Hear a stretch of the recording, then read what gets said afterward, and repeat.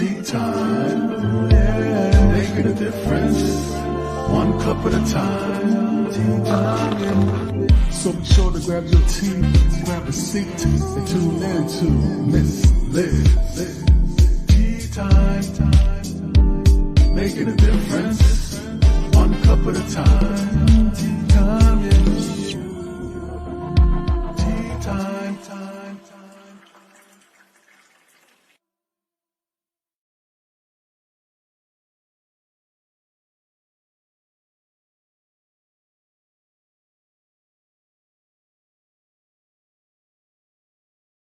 Well, welcome to Tea Time. That's right, Miss Liz is back, and you know what it is. It means that it's storytelling time in words, and I got two incredible authors in the house, and we're going to talk some horror. We're going to get some thriller. We're going to get some deep, deep, scary, frightful conversation going on, and we're going to deep into some tea. Tonight, this afternoon's tea is telling everyone about books for Megan and trusting everyone's alien from Kelly, from Kelly, yes. And then we're gonna get into their books and all of that good stuff, events and all that cool stuff. So before we get started, we're gonna do disclaimer, we're gonna get bios, but before any of that, we're gonna get you over to Miss Liz's YouTube channel and we're gonna get you to subscribe to Miss Liz's YouTube channel. Now, what does Miss Liz offer you? Well, I offer you over 300 plus interviews with over 67 different countries and over 105 different topics. So I guarantee that there is one topic out there for you to listen to. So let's get started with the disclaimer and bios, and let me get in Kelly and Megan. Let's spill some tea together. So the disclaimer for Miss Liz's Tea Time live show. Miss Liz myself is going live using StreamYard. Before leaving a comment, please grant StreamYard permission to see your name at StreamYard.com. Please be advised that the content brought forward for any Tea Time show hosted by myself, Miss Liz, is always brought forward in good faith. However, may bring forward dialogues and opinions that are not representative of my platform. The facts and information are perceived to be accurate at the giving time of airing. All Tea Time guests and audience participants are responsible for using their good judgment and taking any action that may relate to the discussion. The content brought forward may include discussions for some where they may be emotionally at risk. It is significant to know that this show is engaging in discussion forums only to offer and inspire awareness and connection and is not providing therapeutical advice.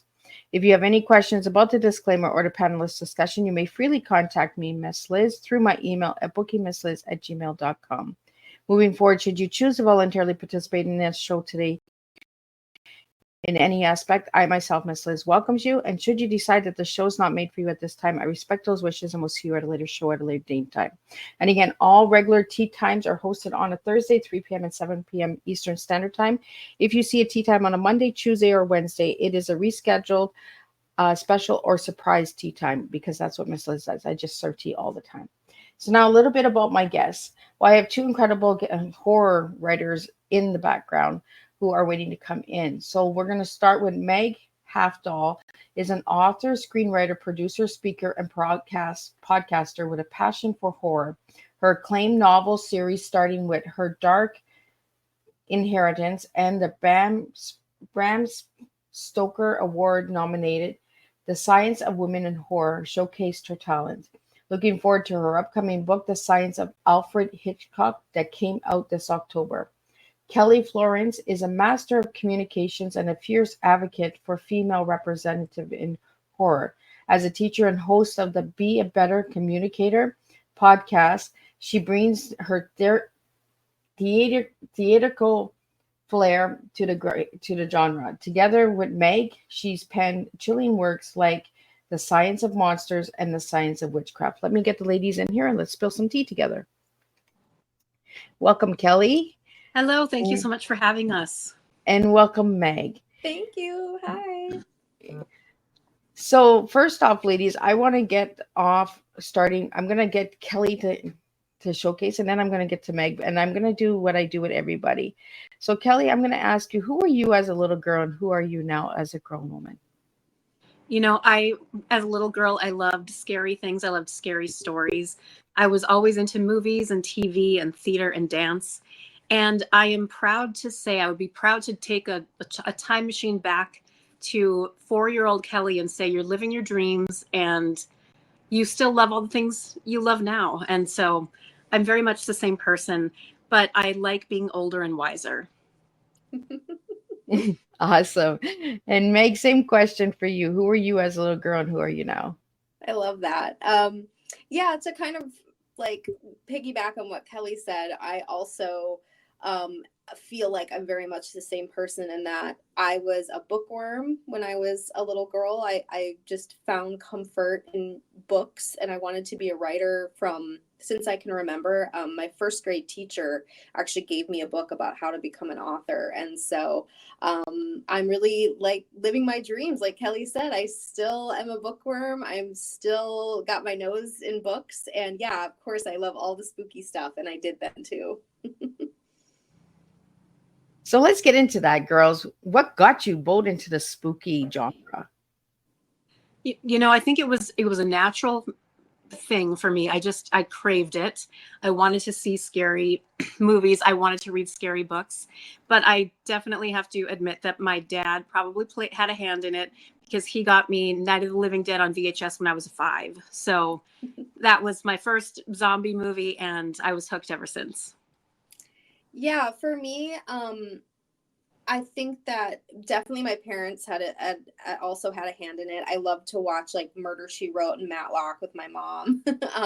So I was already like, learning about murder mysteries.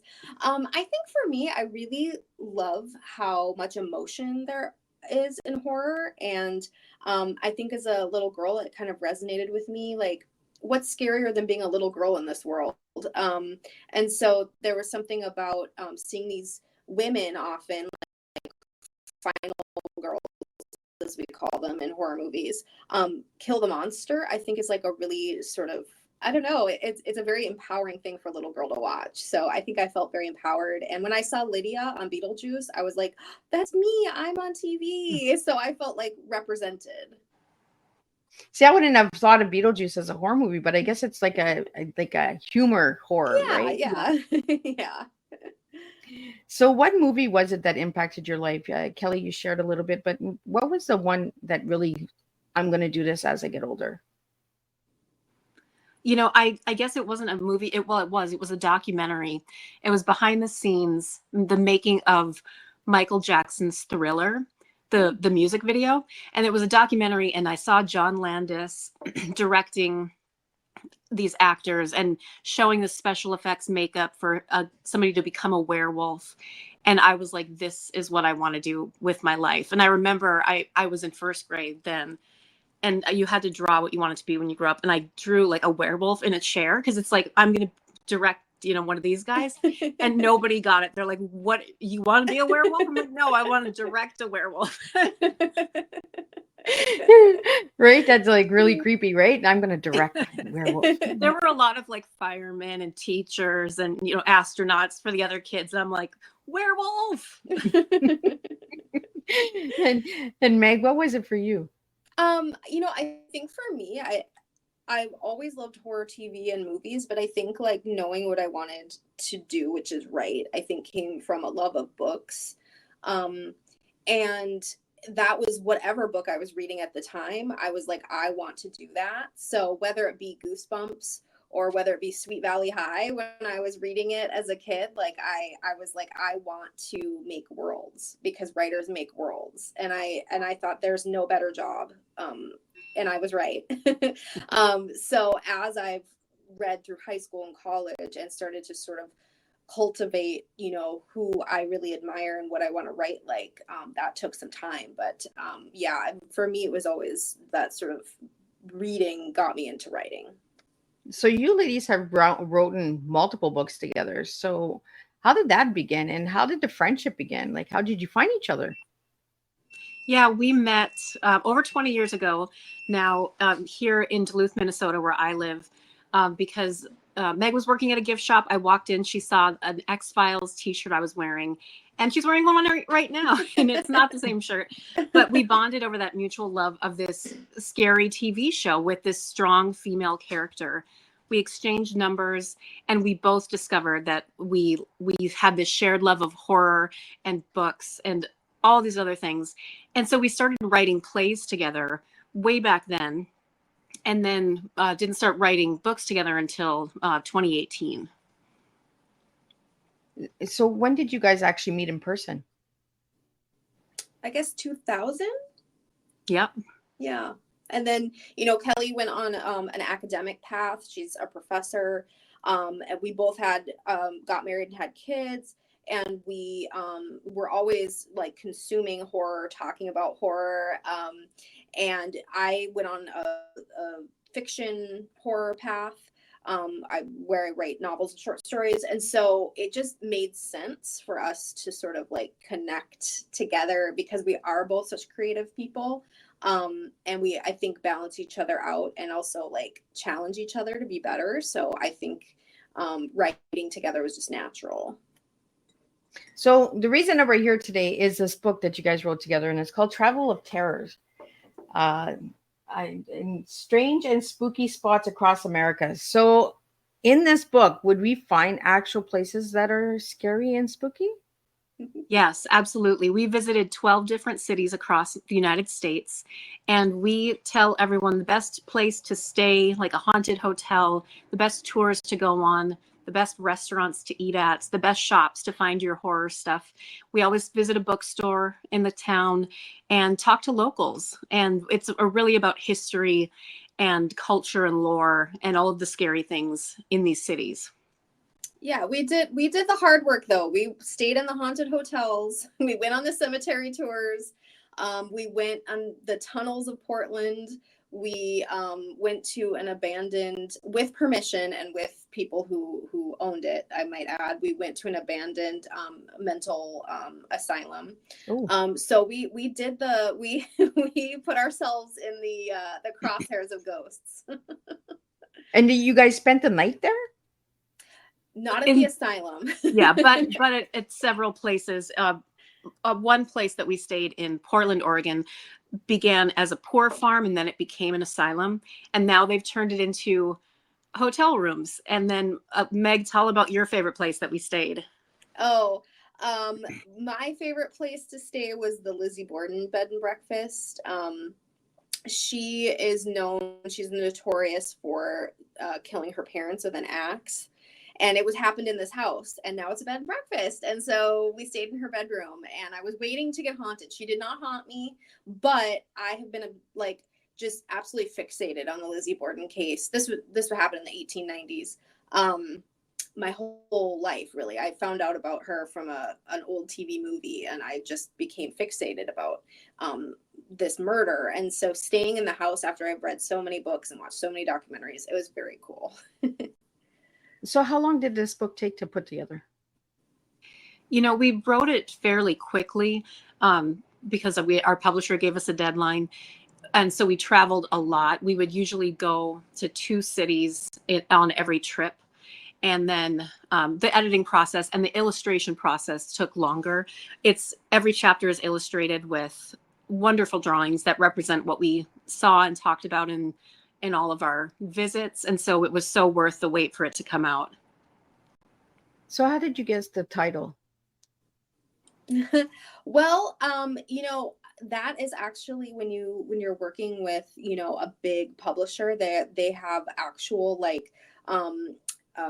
meetings with people and focus groups. Groups. That's the word I was trying to think of. Yeah, they actually have focus groups. So actually it started out with a different title, I think, like so many books, which was Goth Girls Guide to Travel, because we really want to speak to girls like us. But we realized that that was maybe a little limiting because there are so many awesome people who love the goth lifestyle. And so I think Travels of Terror is a little more welcoming to everyone, not just goth girls. And I think it worked out. So tell us a little bit about focus groups. We have a listener here that wants to know more about it. Oh yeah, so just with products or books or commercials or movies, they get together a group of people and get their opinions about whatever it is that they're promoting, and then they take that feedback and they say, these people said they like this one the best, or like this better than that. And they do it with enough people so that it's scientific data, that it comes back and they can see, with numbers, what makes sense. So is that like a bunch of different editors and publishers and stuff like that as well? No, it's regular people, regular readers, regular people. I was in a focus group many years ago for a movie, and I gave my feedback, and the movie came out and it got good reviews. So thanks to me. Just kidding. So let's go into the movies, guys. Has any of your books turned into a movie?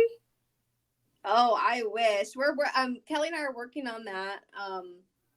We do have representation in that way, and we're always working. You know, we not only do I love books, but I love movies. And as Kelly was saying, she wants to direct a werewolf. I mean, we have to make that happen. So, yeah, we're working on in a television front as well. And so, you know, I think like so many creative people, there's so many avenues to go down. And Kelly has a lot of background in TV and film. And while I'm more like based in writing fiction and things like that, but I want to know more and I want to learn more. So I've been learning along the last couple of years. So to make a short story long, we're trying. Well, you know, there's listeners out there that listen to Tea Time. You just never know what might happen. You might direct that werewolf. And right. Kelly, let's get into that werewolf because I want to go into the werewolf with you. What is it about the werewolf that really draws you in? You know, I think something Meg and I talked about ever since we met, and then we also wrote about it in our books, is that the thing about a werewolf that's so scary is that it's somebody you know and love. And usually the lore is that when they turn into a werewolf, they're not self-aware that they're the werewolf, so they could come and hurt you or haunt you or, you know, scare somebody in your family. And that to us was terrifying because it's like there's no control. And also it's just cool. It's cool special effects to see the full moon comes out and somebody turns into this, you know, a werewolf. And we love how in recent years, over the past couple of decades, now there's female representation as werewolves and, you know, different origin stories. And sometimes the werewolves talk now and it's all fun. Awesome. You know, we always wonder why we aren't drawn to certain things, right? I'm drawn to vampires. I don't know what it is about vampires, but I just think that they're really cool. Yeah. But I always wanted to be a werewolf too, because I find that they have some kind of strength in them, right? Some hidden strength. Absolutely. Meg, if you could be any character, what would you be? A vampire, a werewolf, a zombie? What would you be? This is tough because vampires are like naturally, I think, sexy. I think vampires always have the sex appeal, but I kind of like how werewolves just bust out of their clothes. So I don't know. I think I'm more of a werewolf because I'm a dog person. And the idea of like being a dog kind of appeals to me, I guess. So I think I'm more werewolfy. I feel like with a vampire, you have to like really have a great wardrobe. You have to like, you know, be looking great. I just feel like vampires are very hot and sexy, and that's like a lot of pressure. But I also think that we would both fit in well as ghosts because we could just like show up and like watch a movie in a theater or go read a book behind someone's shoulder in the library. Yeah. Big ghost story, right? Let's get into the ghost stories. Let's get into the paranormal. Has anything ever happened to you guys when you were writing a book? Yes. So we both, speaking of the X-Files, we both kind of viewed ourselves more as Scullys, were more skeptical than Mulders, who Mulder believes in everything. And going into writing this book, when we were traveling, we went in with an open mind, but we were still kind of skeptical. And we both did end up having scary experiences. I saw a ghost with my eyes, and also just the change of vibes in certain places. You could just feel entering a space that something had happened there. Yeah. What about you, Meg? Yeah. For me, I think where I felt like the most profound sort of otherworldly feeling was St. Augustine, Florida. There's a lot of history there. And I know like when we were standing outside some of the cemeteries there, I just felt like a really, I always describe it as whether you believe in ghosts or not, I think we've all walked into a room and like just felt like an off feeling, like almost like somebody just had a fight in there or something. And I just had like those negative kind of feelings in some areas in St. Augustine. And then also Kelly and I were sharing a hotel room, and I kept thinking I was like, she keeps getting up to go to the bathroom. Like, is she okay? And then I realized she was not getting up to go to the bathroom. There was just footsteps happening in the room. And I had never had an experience like that before. My whole life. I mean, and I've been in many places that maybe seem like they would be haunted, but it was just this kind of hotel room that has some history. But you just never know. And I think what we learned is just to be a little more open. I think as we get older, we're actually kind of loosening the grip a little bit more and like being more curious and more interested in what really is beyond the veil. I think it's very cool to think about anyway. So we have a question here. Does it take a lot to scare you two girls? I think, yeah, probably. Like, we're not jump scare kind of people. Like, if we go into a haunted house or if we see a movie where there's a big jump scare, we tend to, like, maybe we'll jump, but we'll laugh about it. And we're not like terrified. I think the things that are scariest to us when we wrote and researched about serial killers for our book, The Science of Serial Killers, that stuff was really scary and terrifying because it actually happened. And we had to kind of step away and watch a romantic comedy once in a while we were writing that book because it was heavy. I was also going to say that my teenage son, for the first time, drove to Kelly's house. We live 4 hours apart. And he drove like through big cities to get to her house this last weekend. And that is probably the most scared I've been in a while. Oh. Until I heard that he was okay. He was driving my younger son in the car. I was like, yeah, so that stuff scares me. Yes, our kids are our best friends as well, Yeah. which is fun. But, that is the thing. It's real things that are scary.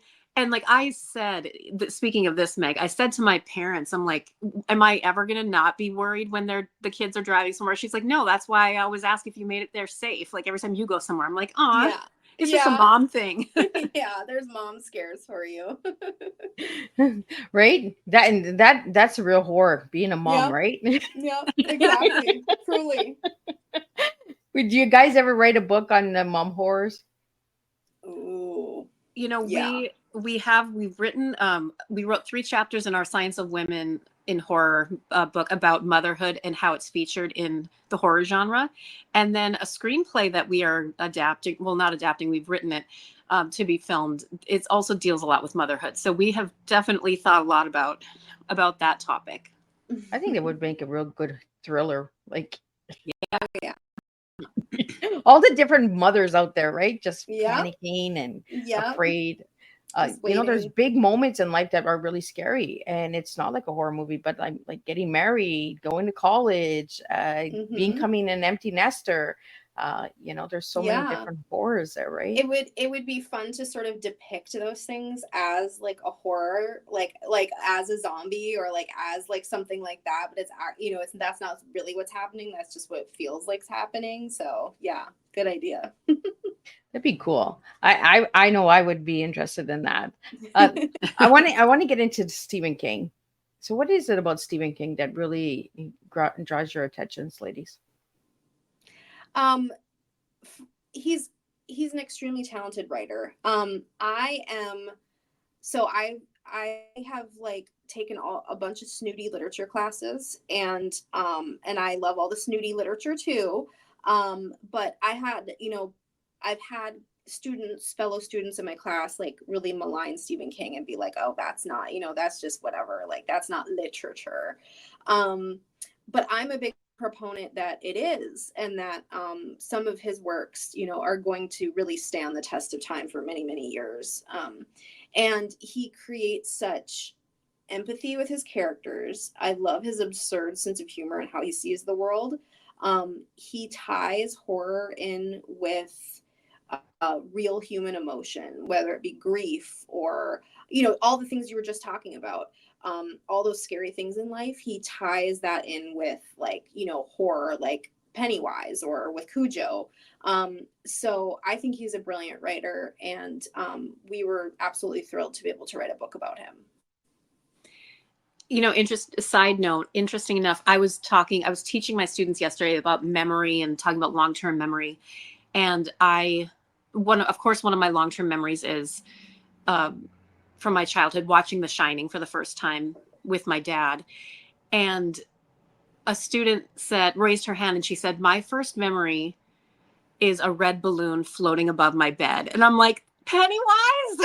And she's like, I don't know, but it's always like in my mind that it scared me. And she said she was little. So anyway, we all have The Shining is what has caused me not to watch horror films, and my kids get a kick out of it, especially my son. He's like, Mom, let's just watch it. And they know that I jump scare easy. And he's like, it's not coming. And I'm covering my eyes. And he's like, I swear, Mom, I put my hands down, it's right there. Like they time it perfectly to scare me. Yeah. You know, one thing we've discovered through our nonfiction books is that we have brought a lot of people over that threshold of being too scared to watch a horror movie and then being able to watch it after they read our books, because they see like how it was made and what it's based on. And then it became like kind of a step away from what's on the screen. But we have one of our best friends will still jump 6 feet in the air if there's a jump scare. Oh, I'm that person too. Like I jump easy. Like you just come in the room and go boo, and I'm like, okay, like, I'm out of here. Oh yeah, I can see your kids having fun with you then. Oh yeah, like even video games. There's this video game where it has octopus in it, and I just don't like the eyeballs on it. And every time that octopus comes, and it's a surfing game, and my son keeps telling me, Mom, it's just a surfboard, and I'm like, that octopus needs to stay away from me. That's funny. They are creepy though, because they're way too smart. Those octopus. Right? Oh, and they can squeeze into this really small spaces. I don't like that. They are creepy. Right? It's the eyes for me. It's like okay. My 13-year-old yesterday told me that the colossal squid, no, the giant squid, because there's difference. The giant squid, their eyes are the size of basketballs. Gross. See, and I was like, the eyes are huge. Like I'm just like, no, I can't do that. Oh. And he said their brain is a donut shape that goes around the eye. Disgusting. And that's disgusting. Stop. Like that's okay. That does scare me. I want to go back to the werewolf. Yeah. Right? It's just amazing what scares you in life. Like, this video game, my kids get and like they always, Mom, you want to play Wii? I'm like, yeah, let's do dance party or do something else. And they're like, Mom, the surf. No. It's no longer here. It's been gone. But yeah, when they need a good laugh, that's what they say. They're just like, Mom, let's play the surfboard. Yeah. And I'm just like, so, and I can't swim, so that even gives me fear. Like I'm playing a thing and I fall in the water, and my kids are always like, "It's not true, Mom. It's not like a real movie. water. It's not real." It seems real though. Some of those games, some of those 3D games and stuff. Right.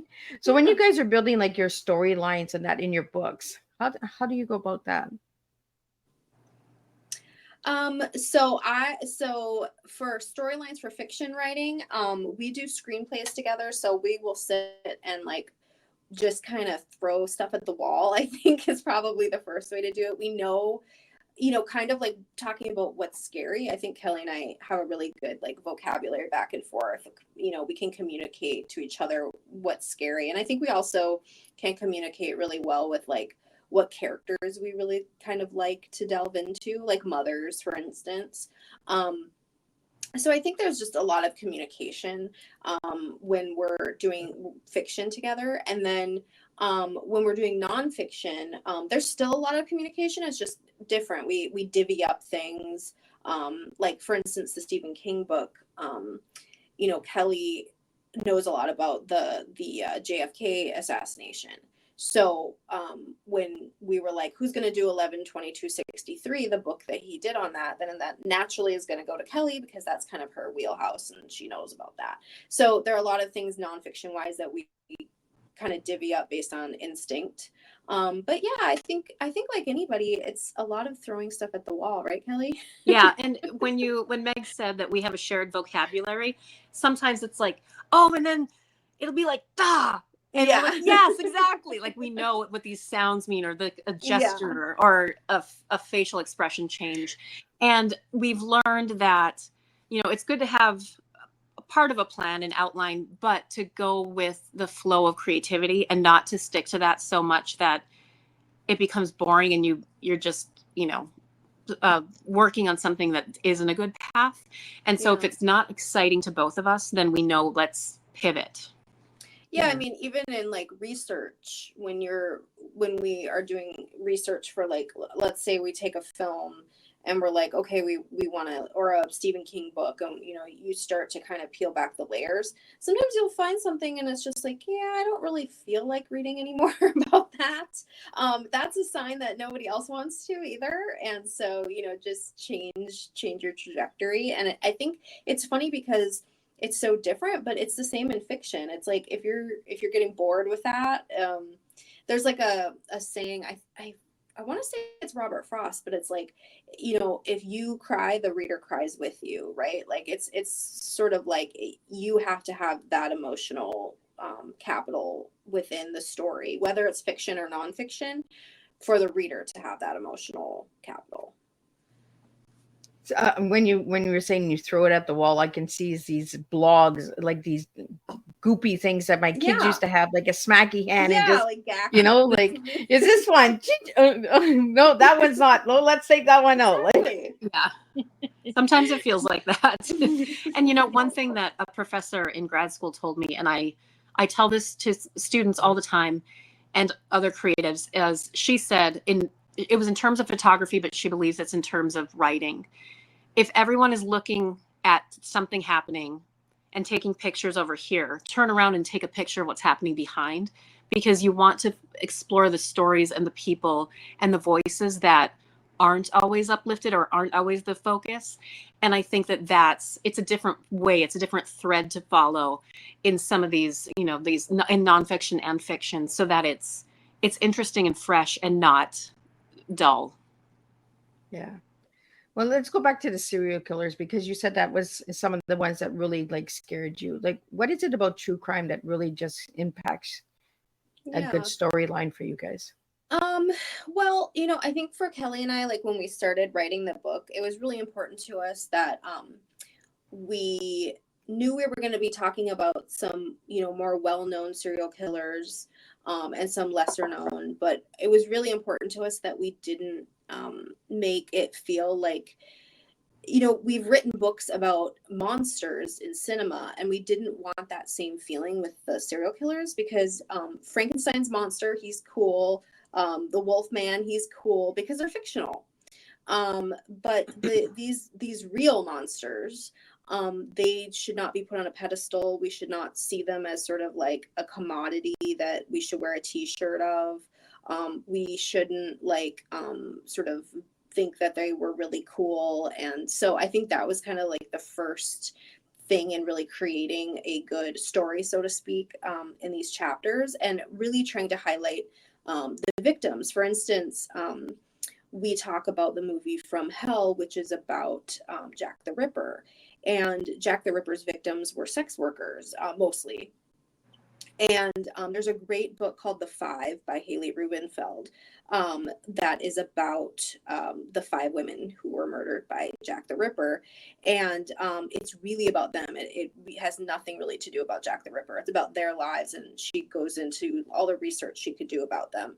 And I think those were the kind of places we wanted to start with, victim stories told with empathy. And that's different than highlighting, Hannibal Lecter, for instance. So I think for us, it was kind of like what Kelly was saying, flipping the story. Everybody's looking at Ted Bundy, but let's kind of look behind Ted Bundy. And we got into science, which we do in all of our books, which is another way in that I think makes our book unique. Kelly, what was it for you? Yeah, I was going to say one little plug. Same thing as Meg said, taking it from a different perspective. This movie that just came out, and I just watched it last night, Woman of the Hour, about the dating game killer. Anna Kendrick directed it, and as a woman's perspective, what she did as a director is she never highlighted the violence. She would highlight the true horror of when a woman felt or knew that they were in danger. And I think as some male directors and female, but male directors historically have focused on that gore and that violence, and not glorifying it, but maybe in a way.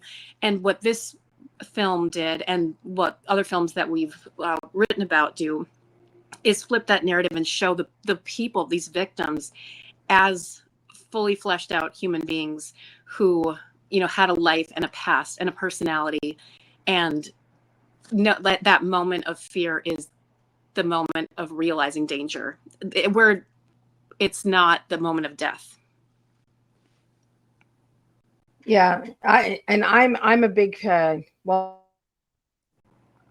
not a fan, but I like to watch crime stories and true crimes because I like to understand people's minds, right? The mindset of where they were, why they did this, what got them to there, right? Especially a serial killer, like what happened to them as a child for them to turn into that. Have you ever watched a true crime story and said, "Wow"? All the time. There's so many good ones lately. I'm just like, I'm watching true crime all the time, and it's fascinating. Yeah, I think we're all fascinated by it because of the psychology, right? Because it's so different. It's so vastly different from how our brains work. But to go into what we're saying about werewolves, and why those are appealing, I think that the reason that we're interested in werewolves, in Jekyll and Hyde, in Frankenstein's monster, in real monsters, serial killers, is because there is this little tiny teensy part of us that's dark and that has thoughts sometimes about, like, oh, wouldn't it be nice if I just killed everyone and I had one night to myself. We all get those thoughts. I know. We don't admit to that, but it's I think that because obviously we would never act on that, and they're never as depraved, obviously, as, like, the reality. I think we all have that little dark seed within us, and so it's fascinating to see it reflected in such a funhouse mirror of distortion, because that's not our reality. But how interesting to see an episode of Snapped where a mom just snapped, because that doesn't happen every day. So yeah, I think true crime will it always has been and always will be an interest to the rest of us. And Kelly, for you, was there ever like a wow moment when you watched a true crime story? I think, doing our research and just watching, like Meg said, there's this plethora of docuseries that are out now.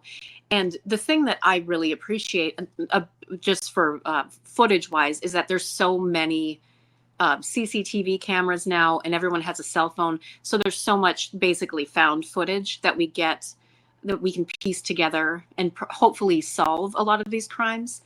And then doing our research, I think a big aha moment was seeing how these killers, sometimes it's nature, sometimes it's nurture, sometimes lead could have contributed to their thinking off.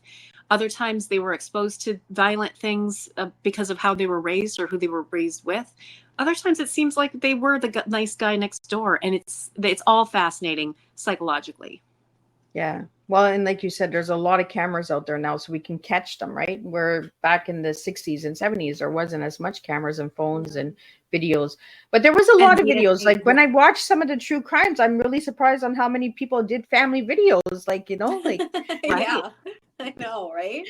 I'm just like, where was that camera? Like, my favorite ones though are the cult ones they do now, and like the cult leader always wants everything on video, and then it always gets them in trouble in the end. But they want like everything because they're narcissists. Yeah, because they're narcissists, and it's like, oh, that's funny. And it goes to show, right, that there is a lot of sick and evil out there in the real world. But then when we write, fiction, and that we try to take you to a different level of horror, right? Like werewolves and zombies and all of that. Now, do you guys believe in werewolves, zombies, vampires? Do you believe in that at all? I guess not in that literal sense, but when we wrote our very first book, The Science of Monsters, we explored the legends and lore and medical conditions that contributed to people thinking that, these creatures existed. And so there really are people with werewolf syndrome who believe they are werewolves. And there's people with, hair all over their bodies. And there are people and cultures who drank blood because they thought that it was healing, and that they used it to survive. And so we can see how just things that were not explained at the time could be mistaken for monstrous. Yeah.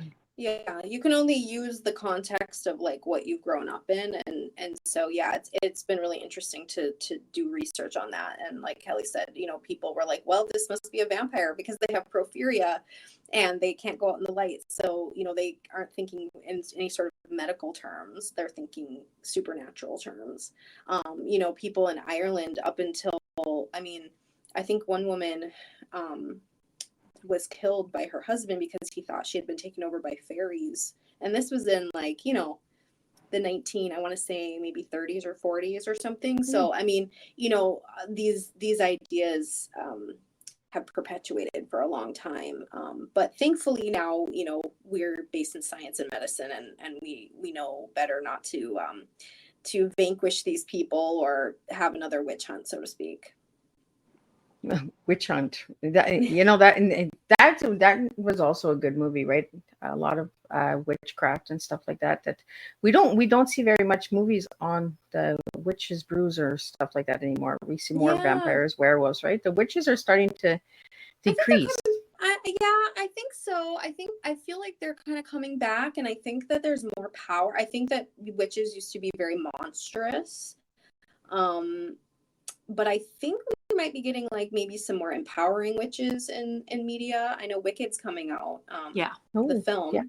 And so, Agatha, all along, I haven't started it yet, but I was at a movie with some friends last night, and they said it is glorious. Oh, great! Yeah, I haven't seen it either, but so yeah, I think the witch is kind of changing in media a little bit. Yeah. Yeah. Well, it's just like motherhood, right? It changes. Yes, goes through different phases. Meg, I'm going to start with you with your tea. You told me telling everyone about books. Why those 3 words for your tea? Yeah. I mean, as I mentioned, I've professed I'm a book nerd, I'm a bookworm. So obviously I talk about my own books that I've written. Which, you know, Travels of Terror, our whole horror, science of horror, and also my novels and all that.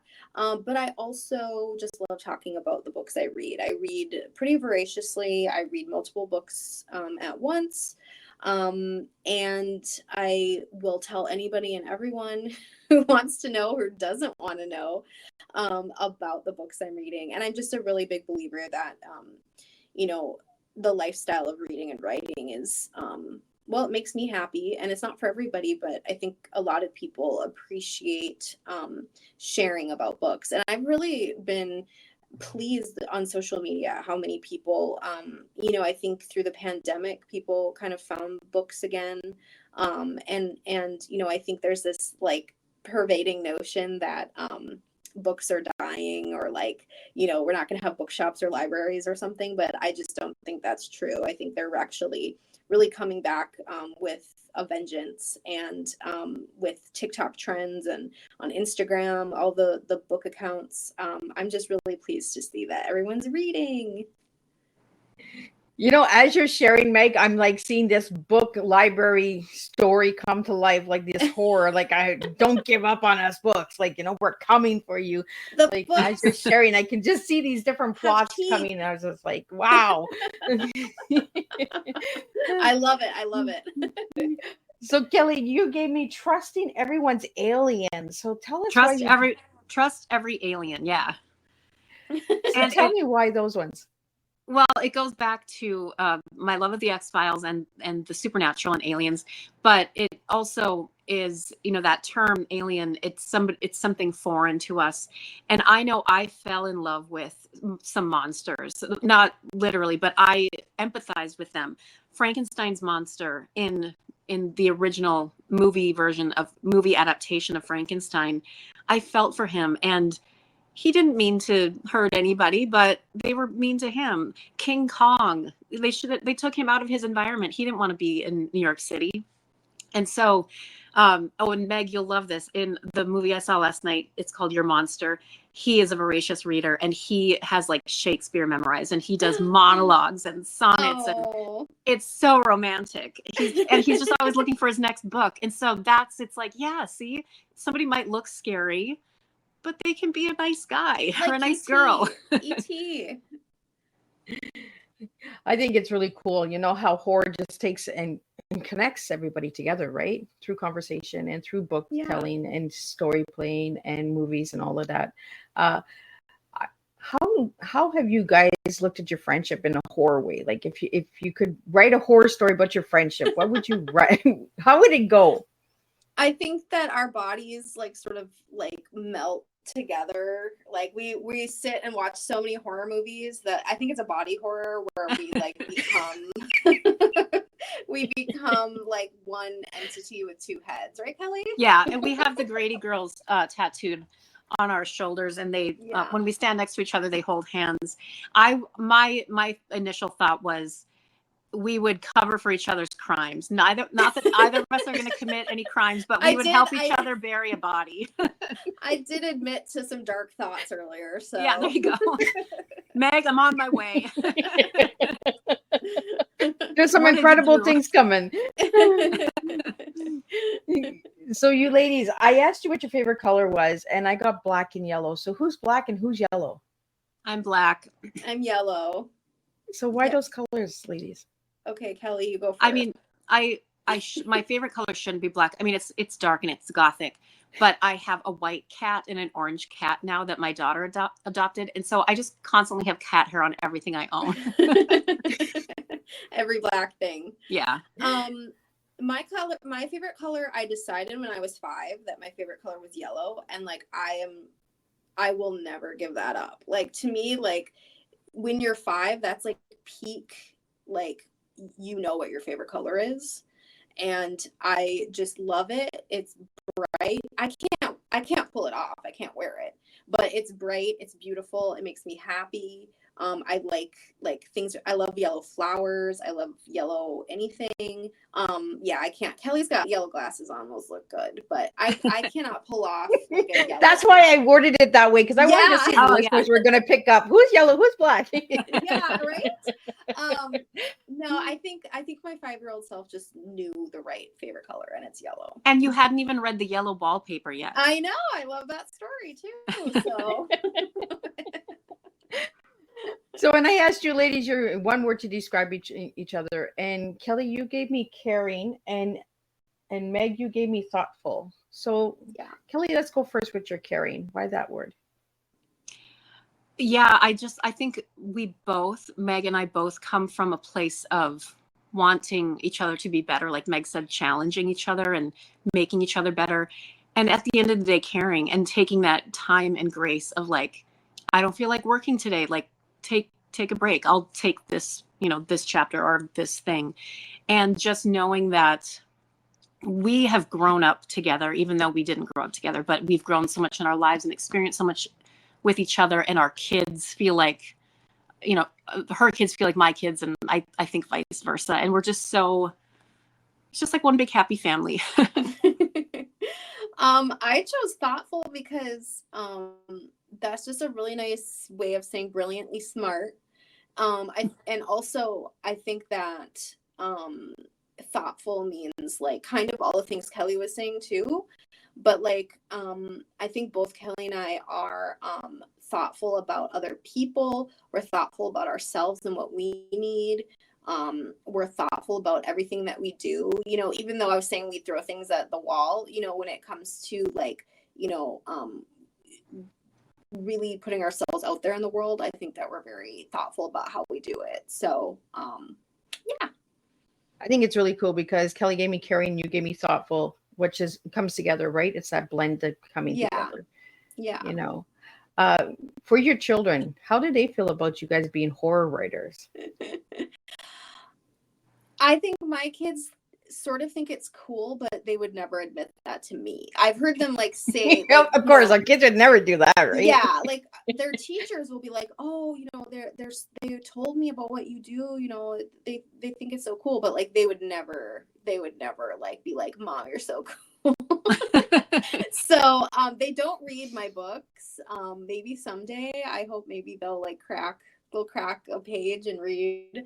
But I can't force them, right? I have to kind of like let them find them on their own. So No, exactly. And my kids too, they're very supportive and they always help out at book events and things. So they're not embarrassed by it. I think we can say that much. I think it's really cool. Like, like, what did your mom write? Well, yeah. oh, that's pretty scary, Kelly, what was the first book that you ever wrote? The first one that I had published was The Science of Monsters with Meg. And Meg, what was it for you? I wrote. I had a book come out in 2015 called Twisted Reveries: 13 Tales of the Macabre. That's yeah, thanks. It's 13 short stories. I'm really passionate about short stories, especially in the horror thriller genre. I think they're a really fun way into the genre, and as a writer and a reader. So yeah, I was lucky enough to have 3 books in that series published. But yeah, that was my first.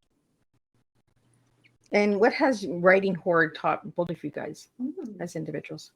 I think, as Meg was saying right off the top of why we love the genre, it's given us so much empathy for different viewpoints and different people, and then things that we kind of used to dismiss as casual readers or casual viewers. Now that we've delved into it deeper, either in a fiction realm or nonfiction, it's given us a deeper appreciation for all the work put into it and all these different viewpoints. And I think we appreciate it more than we did before. Yeah, that's a really good point, actually. Like, we appreciate reading and watching it more because we kind of know how the sausage is made, so to speak. I think that, yeah, I mean, right. I'm basically mirroring what Kelly said, but it puts you in a state of empathizing. And I think that something that I strive for in my fiction is to write about people who are complicated and don't always make their best decision and have messed up in their lives. And I think that the more you write from that perspective about different characters, the more your heart opens to different viewpoints.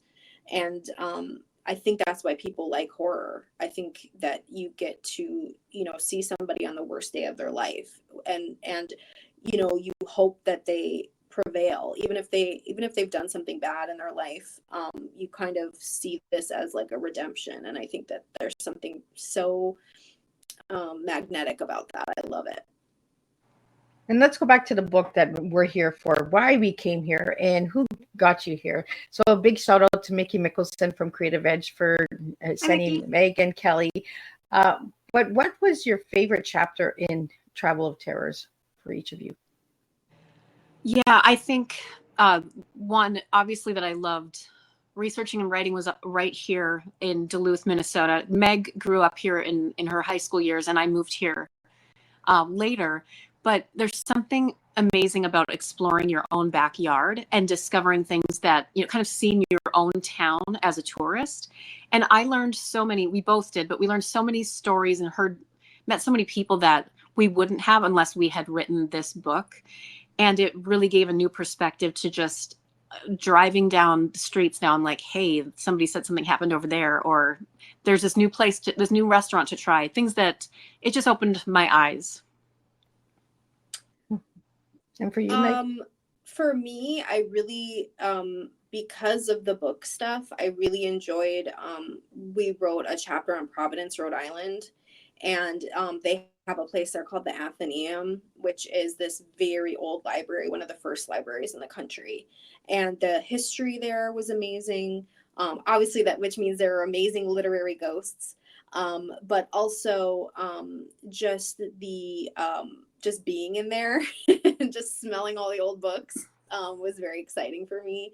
And just the town itself has like a very literary background. It's the home of H.P. Lovecraft and all of that. So I really enjoyed that. I ended up reading a whole book about Sarah Whitman, who I'd never heard of before, who's from there and quite profoundly affected American literature. So anytime I have an excuse to like learn about a woman that I didn't know, a writer, that was really cool. So what was the location that took you guys the furthest for this book? I guess, well, we were on both sides of the coast. So we were all the way from Salem, Massachusetts to Los Angeles, California. And we did that in the same trip, which is like, what were we doing? Yeah. We would love to write another version of this book, in Canada or in Europe or, wherever. So, this was kind of a love letter to American ghosts, but there's so many more ghosts for us to find. Yeah. So many different countries that you guys could travel and find. Yes. You could make a series out of this, right? I hope so. Canada, Australia, Yes. Ireland. There's so many different places. Mm-hmm. So, any future plans for any future books on this, on the travel terror? We've got a pitch that ready to go for our next travel book, and then we have The Science of Alfred Hitchcock coming out in 2025. Wow. So if anybody wanted to get your books, where could they find them? We're everywhere. We're on Amazon. Obviously we, love it when people go to small bookstores and ask for us. They'll order it for you. Travels of Terror is at Barnes and Noble, and I think our other science books are there as well. You can find my fiction books on Amazon. You can also go to inklingspublishing.com and get my books there as well. But yeah, we're kind of everywhere. So do you guys have any upcoming events or any podcasts, interviews coming up that you'd like to get out there? Lots of stuff happening. I know your listeners might be everywhere, but we're going to be volunteering at Scarium at the aquarium here in Duluth in a couple days. It's for kids to come through and get some spooky things. And then we have a couple other events next week. October is our busy month. Yeah. Yeah, we're kind of sticking to Minnesota right now for the rest of October, but we just came off of a 2-week book tour where we were all over the country again, which was really fun. But yeah, our October is always pretty packed. So Kelly, your final message to all the listeners out there on horror, what message and tips and tools would you like to leave for all the future writers of horror? Yeah, future writers, I would say don't edit yourself in the beginning. Just go for it. I think all of us, especially when we first start writing, we start on that first blank page and then we just keep rereading it, and it's hard to move forward. I would say just go forward. And if it's interesting to you, it'll be interesting to readers.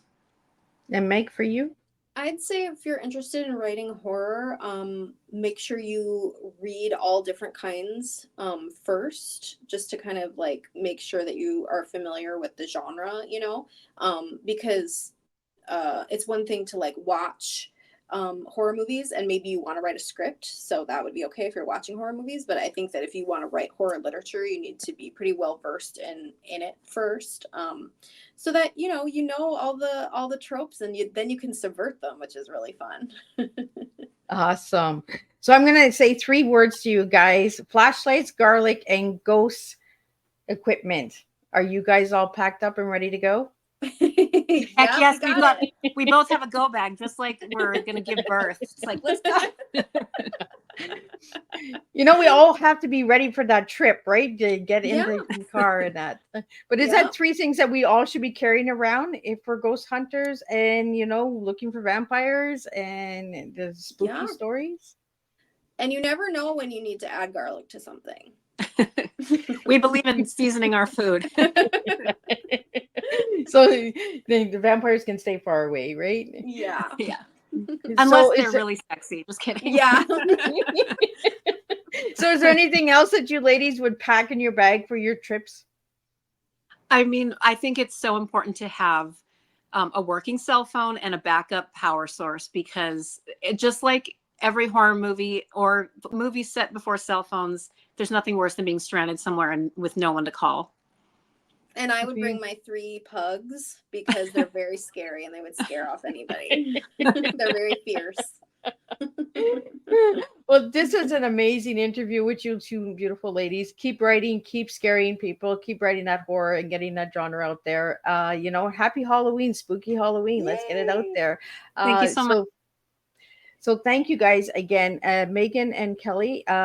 If anybody would like to reach you, could you just give a shout out for your websites and then we'll wrap it up? Yep, each of our names, kellyflorence.com and meghafdahl.com. And then we also have Horror Rewind, the podcast.com. Oh, I forgot about the podcast. So That's okay. for all the listeners out there, watch the end. You got to watch right to the end to get the podcast. Thank you. Thank you so much, ladies. And thank you to all the listeners and viewers out there. I could not do this without all of you guys. And I will be back on Thursday with a new tea time. And we'll be talking about the COG, Learning and Solutions. That's right. Carrie Graham will be in the house, and she'll be talking about her platform and organization as well.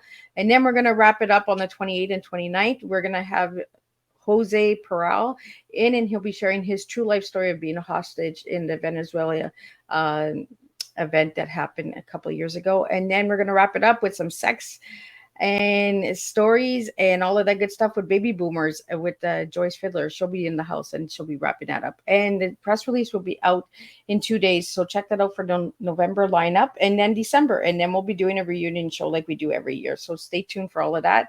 So until then, thank you for all tuning in and joining. And I will see everybody on Thursday, same time, same place, and serving tea all over again to all of you guys. Thank you.